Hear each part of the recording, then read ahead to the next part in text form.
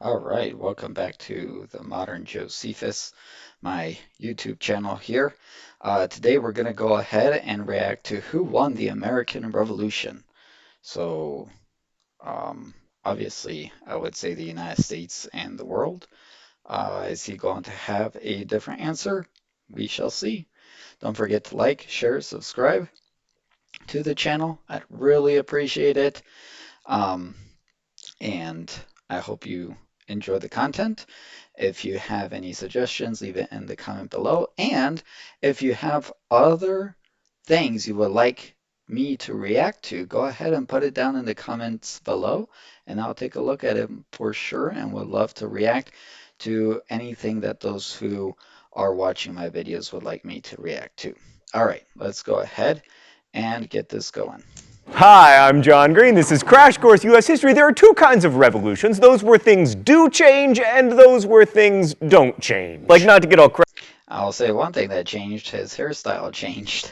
Crash Course mathematics on you or anything, but a revolution is a 360-degree turn, which leaves you back where you started. That's what happened with the French Revolution. Basically, they just exchanged a bourbon for a Bonaparte. What? I don't have to say it all Frenchy. This is American history. And shut up, French people, about how if it weren't for your support in the American Revolution, this would be the history of southern Canada. But other revolutions, like the Industrial Revolution, actually changed things. So which was the American Revolution? Well, little of column A, little of column B. Mr. Green, yeah, we went from a bunch of rich white guys running the show all the way to a bunch of rich white guys running the show. You're not wrong, me from the past, but the 1700s were a pretty good century for rich white guys everywhere. I mean, they were running the show in Holland and Portugal and Spain, but only the United States became the country that invented baseball, the Model T, and competitive eating. So you're right, me from the past, but even if the US didn't live up to its rhetoric, that rhetoric was still powerful. And in the end, whether you care more about ideas or policy defines whether you think the American Revolution really was revolutionary.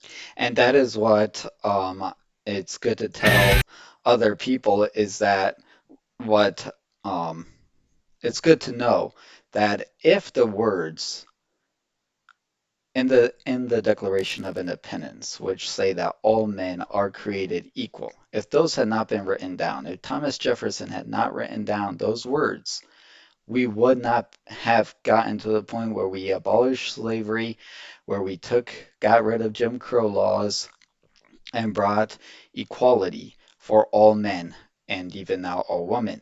So it all is due to the fact that Thomas Jefferson wrote, "We hold these truths to be self-evident that all men are created equal." And people like Frederick Douglass and people like Martin Luther King Jr., they hearkened back to those promises, to that promise that was written in the Declaration of Independence.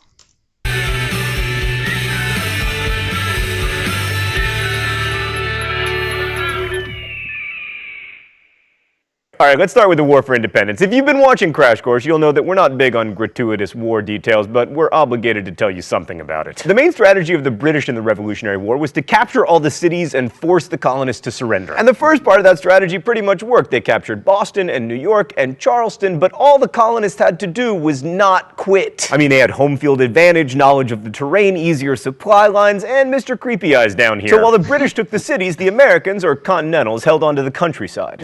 I will say though, George Washington was not a very good um, general as far as strategy goes, um, because he lost all of his battles. But he was good at keeping the army alive. That's what he was good at. And that's all he needed to do was keep the army alive and keep fighting.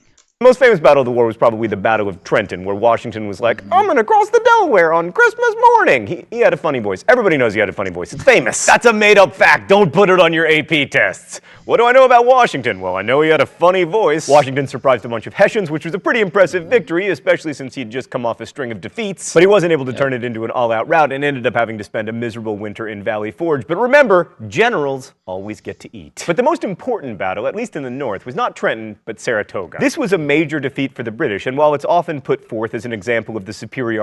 So I'm going to stop it there, mainly because this guy right here, his name is Daniel Morgan, and he had a officer, not an officer, he was given a corps called Daniel Morgan's Rifle Corps at this battle, made up of the best marksmen of the different regiments all combined into one.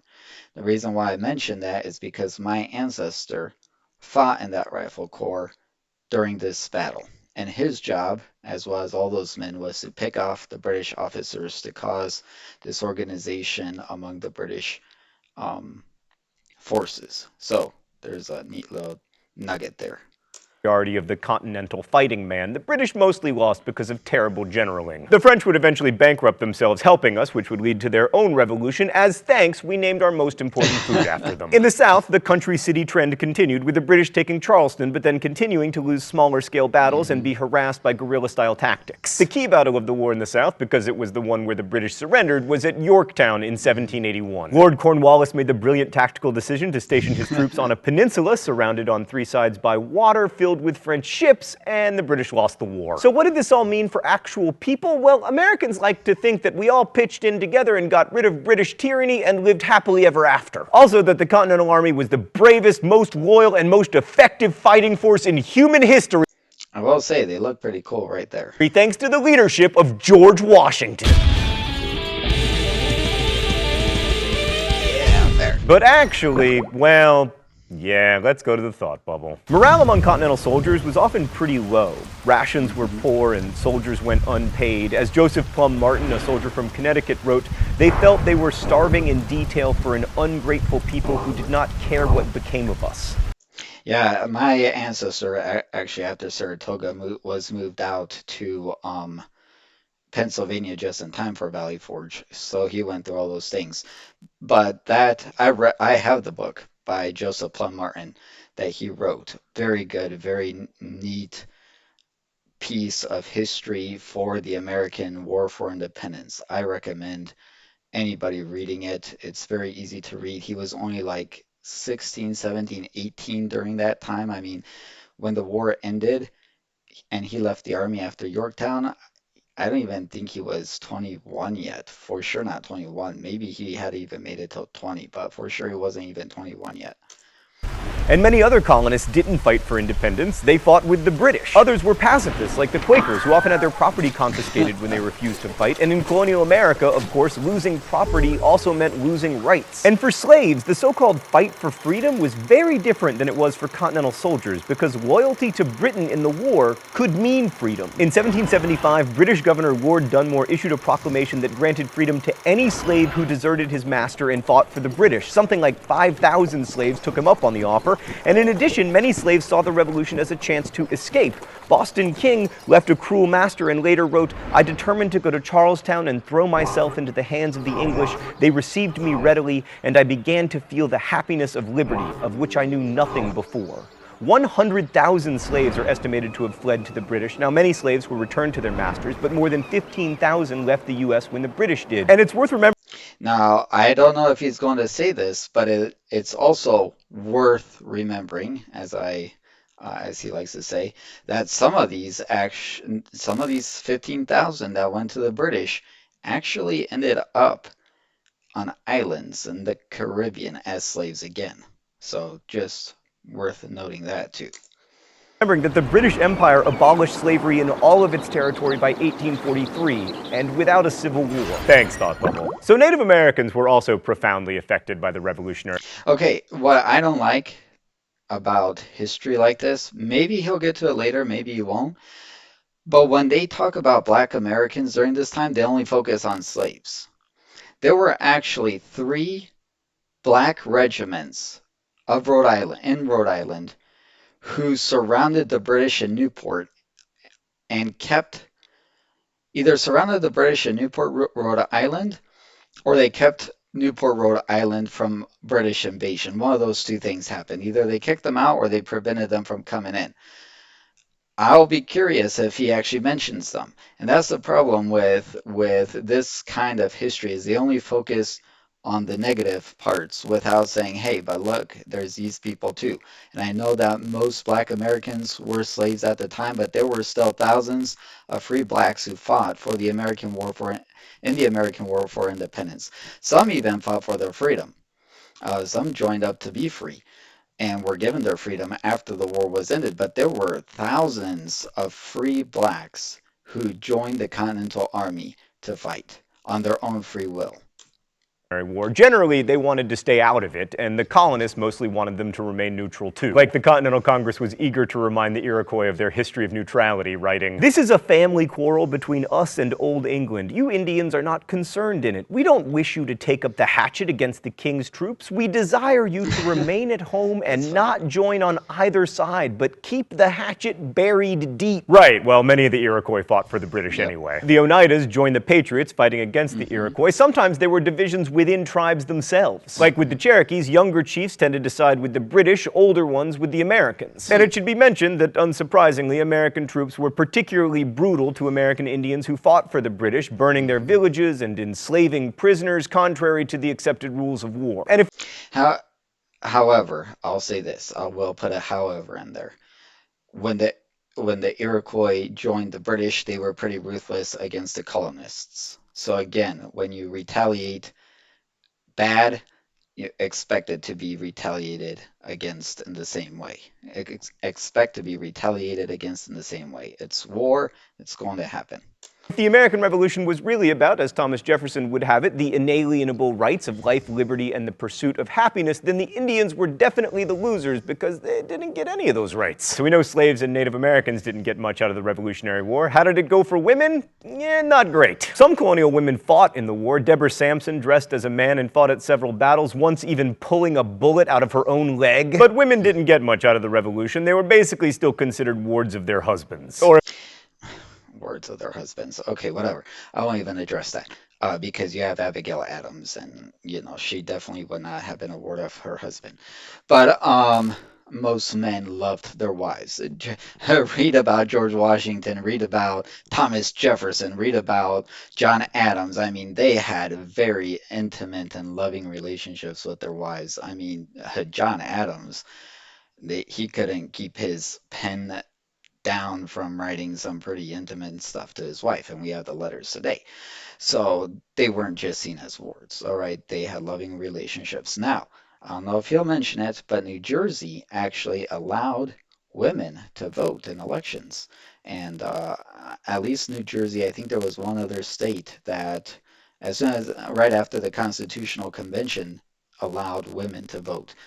Of course, they had to be property women or widows. Those two could vote. So if they were unmarried, saleable assets of their fathers. However, the idea of Republican motherhood became really important. It held that for the Republic to survive, it was necessary to have a well-educated citizenry. And since women were the primary educators, they themselves needed to be educated so they could, to quote founding father Benjamin Rush, instruct their sons in the principles of liberty and government. Benjamin Rush is a good guy, was a good guy too. I love reading about him. I have a biography about him.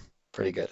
But not vote or own property. So the war didn't end slavery, it didn't much change the roles of women, and it didn't displace the elite, land-owning, pasty, white guy leadership of America. So what was revolutionary? Well, the ideas, a lot of which are summed up in a single sentence of the Declaration of Independence. We hold these truths to be self-evident, that all men are created equal, that they are endowed by their Creator with certain inalienable rights, and that among these are life, liberty, and the pursuit of happiness. So when the colonies became states, they all created constitutions which opened voting to more people. While most states still had property qualifications for voting, the bar was lowered, so there were far more voters than there had been, although they were mostly white and male. But still, another aspect of the American Revolution that was pretty revolutionary was the beginning of true religious freedom. Like with independence, the Church of England ceased to be the Church of America. And some founders, like Thomas Jefferson, were deists, believing that God had Oh my word, we're deists. Thomas Jefferson, even Monticello.org. I even looked at it. The official site for his home clearly states that he was not a deist. Toward the end of his life, he was more Unitarian in his belief. But during the time of the American Revolution, he was more traditional. He was what George Washington was, an Anglican, but the American version is Episcopalian. So he was an Episcopalian, baptized in the Episcopalian Church, attended Episcopalian services, um, and before he went to France, he was a very traditional Episcopalian. Then he went to France, like I said, like Thomas Paine, and got involved with Unitarianism, which is still not deism. It just irks me whenever they say there's only one founding father who ever said he was a deist, and, unless you count Thomas Paine. I think he said too. But the other one is Benjamin Franklin. And when he called himself a deist, he called himself a deist when he was at a very young age. Had created the world, but then stepped away to like create other. And see, Thomas Jefferson did not believe that, or else he wouldn't have written the Declaration of Independence. And yeah, it's just, he was not a deist. Universes or try to build a boulder too big for him to lift. Jefferson called for a wall of separation between church and state that's best embodied in the bill for establishing religious freedom in Virginia, which Jefferson was so proud of that he had it mentioned on his tombstone. And the American Revolution profoundly changed the economy too, like all these new ideas of. What he meant by the wall of separation of church and state is not what liberals mean today. All right? It doesn't mean that government cannot have things to do with a religion, with Christianity. I mean, he went to church every Sunday during his presidency in the House of Representatives. Every Sunday he was in church in the House of Representatives. They held meetings there, and they always had a Protestant pastor. So he was not a strict, he was, it's not what it means. It's not what liberals would like you to believe it means. Liberty led to a decline in apprenticeship and indentured servitude, and immediately after the war you began to see the split between the North with its reliance on paid labor and the South with its reliance on slavery. Slavery was actually on the decline in the South until Eli Whitney went and invented the cotton gin in 1793, which A, made it possible to turn a profit growing inferior American cotton, and B, reinvigorated slavery. What's funny is he was actually an abolitionist, and that's why he invented the cotton gin, so that it would reduce slavery, and instead it did the opposite. Yay, innovation. Oh no, it's time for the mystery document. Okay, I'm gonna try to guess. The rules are simple. Mystery document, get it wrong. Shock pen, get it right. Woo! An equality of property constantly operating to destroy combinations of powerful families is the very soul of a republic. While this continues, the people will inevitably possess both power and freedom. When this is lost, power departs, liberty expires, and a commonwealth will inevitably assume some other form. Let the people have property, and they will have power, a power that will forever be exerted to prevent a restriction of the press and the abolition of trial by jury or the abridgment of any other privilege. Stan, why did you put No idea. Benjamin Franklin? communism in my mystery document? All right, so we got a fan of wealth distribution, but it isn't Marx because A, he's not American, B, he wasn't born. There were a bunch of far-left hippies in early America with their hemp growing and their liberty espousing. Oh, I hate the shock pen. All right, I'm gonna guess that it is noted lexicographer Noah Webster. Yes! Yes! Yes! Yes! Yes! Nailed it! Yes! Stan, that was the best one ever. That was my biggest victory to date. So it's worth remembering that some early Americans proposed a vision of liberty that sprung out of the idea of equality of property, which is very No, Webster, he's the one of the Webster dictionary, so. different from the way we imagine liberty today. But ideas of liberty, as diverse as they were, are really at the heart of what makes the American Revolution revolutionary. And that brings us back to slavery. The most common complaint among American high school students is that the revolution was deeply hypocritical. I mean, how could this guy write that all men were created equal when he himself held slaves and had kids with one of them? And even crazy. So it's disproven that, it's not disproven, but it's very highly doubtful that he had any kids that were slaves. See, what happened is they did a DNA test of Sally Hemings' kids, and it came up with the Jefferson chromosome. However, there were 25 Jeffersons living at the time of Thomas Jefferson, and they all lived nearby Thomas Jefferson. This includes nephews, this includes all of them were family members of some type or another.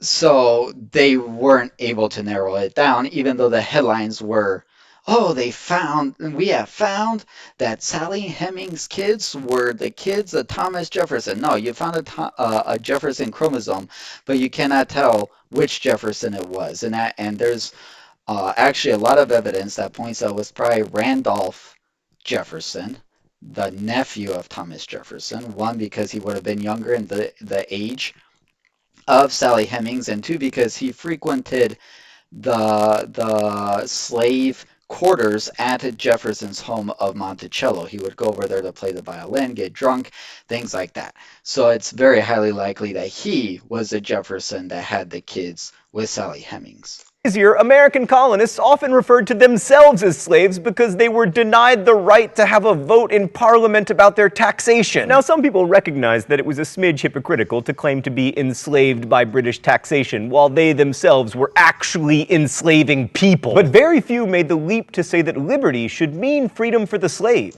Jefferson actually did.